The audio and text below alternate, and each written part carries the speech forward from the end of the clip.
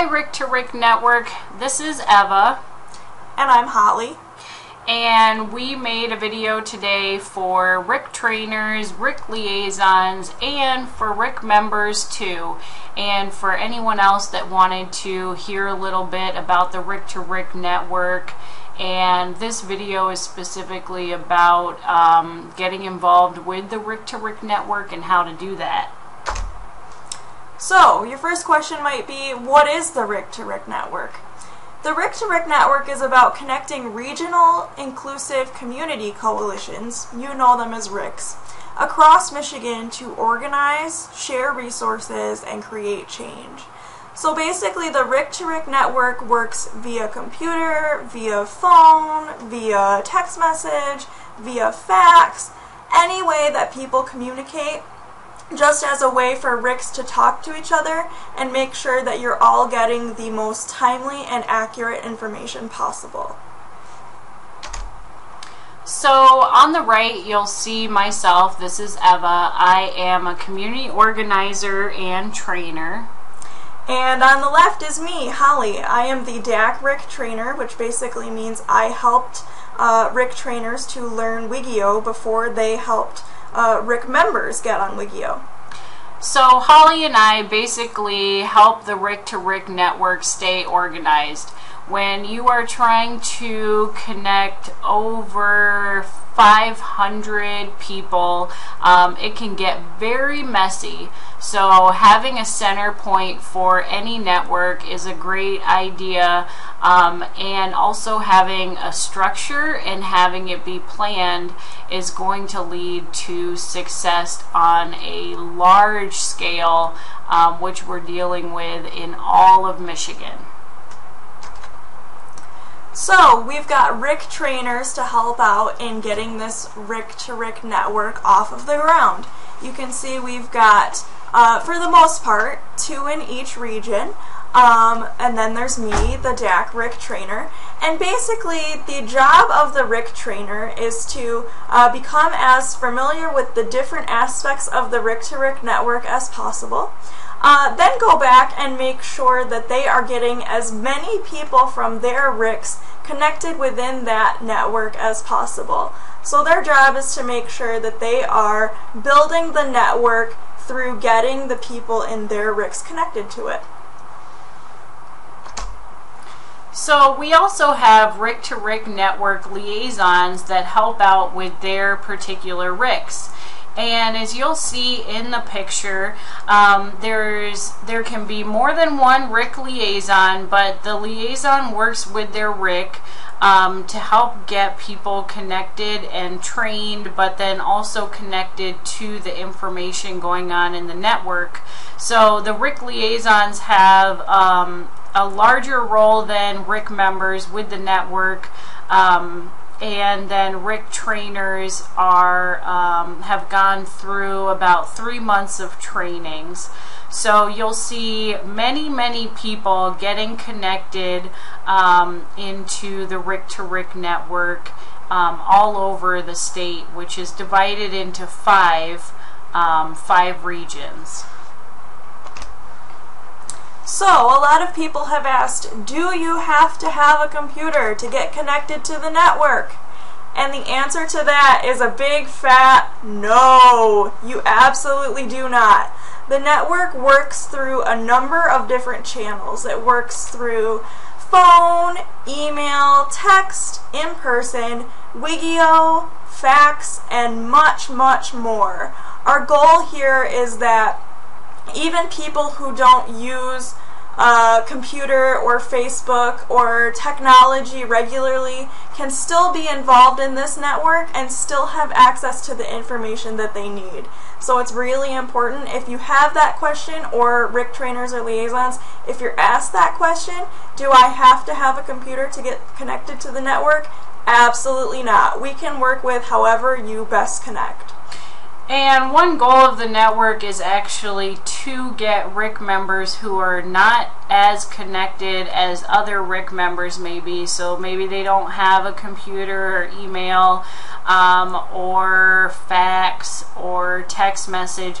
Those are actually the RICC members that we do want to work with and have RICC trainers and RICC liaisons connect with, because every single RICC member should be able to get connected and get the resources, but then also be part of statewide organizing for change in Michigan. So now you're probably wondering, this network sounds awesome. How do I get connected to it?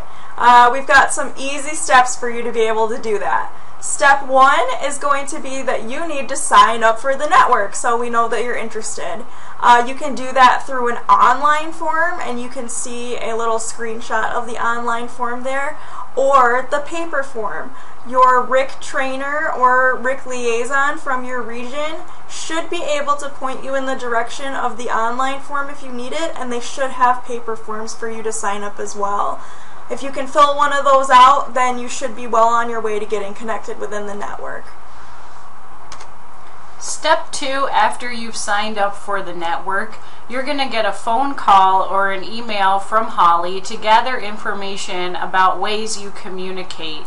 So in the sign up, you will be giving a phone number or an email address so that we can get in touch with you. You do not have to have both. You do not have to have email. You can just have a phone. And all of the information that you give to us is kept confidential. It's private, so we are not going to share any of your contact information except for us to contact you about the network. So step 2 is we will contact you.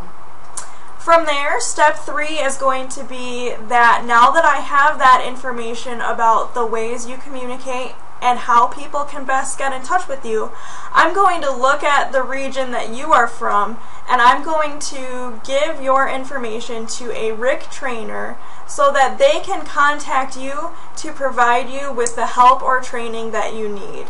And that could be they may help set you up with an email address if you don't have one. They may help get you connected to Wigio if that's something you're interested in. They may help you fill out a RICC liaison application if that's something you're interested in doing.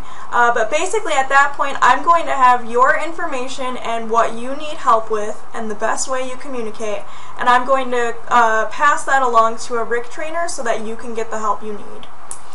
And the RICC trainers are subcontracted and had to sign an agreement to keep information confidential. So the RICC trainer would keep your information confidential and not give it to any other RICC trainer or RICC member. And if you ever have a comment or concern about a RICC trainer, you'll be able to share that in just a moment, but you can always just give us a call. So step 3 is that Holly is going to connect you to a RICC trainer to help with training or help. From there, step 4 is going to be after you receive that training from your RICC trainer that I give your information to.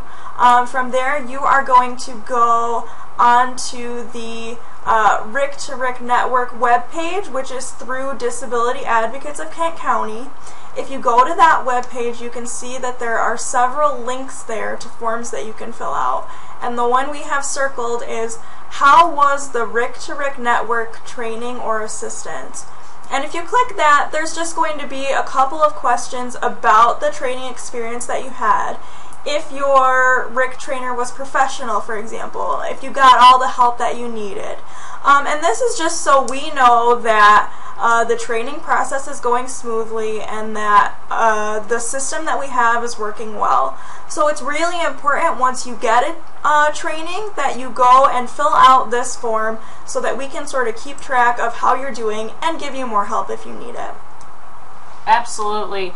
There's a lot of things that RICC trainers know, or that you should get some training on to learn more about computers and about the network. So it's a lot of fun, and I really would recommend doing more than one training, and each time you get a training, filling this out for us so we can make the future videos or trainings even better for the network. So, step 6 is going to be that RICC trainers fill out their own separate survey about the training they provided. And you can see that we've got circled there a link to the training report for RICC trainers and RICC liaisons. Trainers and liaisons, this is going to take the place of the timesheet that you used to fill out. So it's very important that every time you do a training, you fill out a separate form for every person that you trained. And that way we can sort of keep each other accountable about what's been done. We're also able to keep track of who still needs more help, and how we can make the training process better overall. So once you train someone, make sure that you go to the website and fill that out.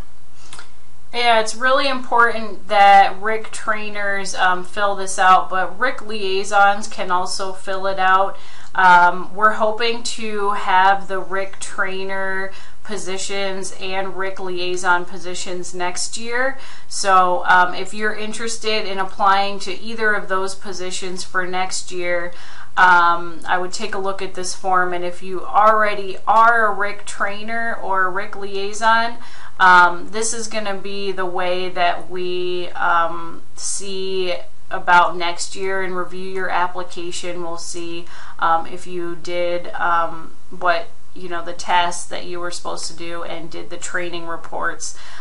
So it's going to help with the network overall, but then also if you're interested in continuing, this is a good way to make sure that you do. And then we would like for you to like the RICC to RICC Network Facebook page. There's a lot of good information on there about what the RICC to RICC Network is up to. There's great bios and photos of RICC trainers and liaisons if you'd like to learn more about them. There's good information about upcoming conference calls or trainings that we're having. So it's really important that you do like that Facebook page just to get all of the information that we do have coming and going through the network, and making sure that you're in the loop about things. Another thing you can do if you are signing up for the network is to try to get on Wigio on your own. We've had several people be able to do that, sign up by themselves and follow the link in their email, and then sort of poke around on Wigio by themselves to learn the features. And that's great if you want to do that. Myself, I can email you a user guide if that would be helpful to you. You can always let me know. And that's a great way to just sort of get familiar with the site before you contact a trainer for help. It's a good way to give you more info on even maybe the help you would need. So I do encourage that as well. Yep. So for the more tech savvy people, there's always new things to learn on the RICC to RICC network. But like we said earlier, if you have never even been on a computer and you don't ever want to, maybe that's just fine too. We are setting up systems so that if you have a phone, we'll keep you connected that way. And even snail mail if that's really the last option, but we really want to make sure that we can all get in touch with each other fast, so that everyone gets the same information at the same time. So we're about done here, but in terms of the RICC to RICC network, if you have a question about anything you've seen in this training or anything else related to the RICC to RICC network, you can call Eva's office at 616-949-1100, extension 247. You're going to get Disability Advocates of Kent County, and you can ask for Eva. Or you can email her at eva.j@dakc.us. But probably the fastest way to get help in terms of the RICC-to-RICC network, if you need it, is to go on that website that we mentioned and fill out the form that says need help or have a question for the RICC-to-RICC network. If you do that, then I'll be able to see it and I can connect you to a RICC trainer who's going to be able to help you. So I would encourage you to make that your first plan of action if you need some help with the network. The questions will be answered in the order they are received. So if you are hanging out for a couple of days waiting for a response, just sort of hold tight while we deal with other questions.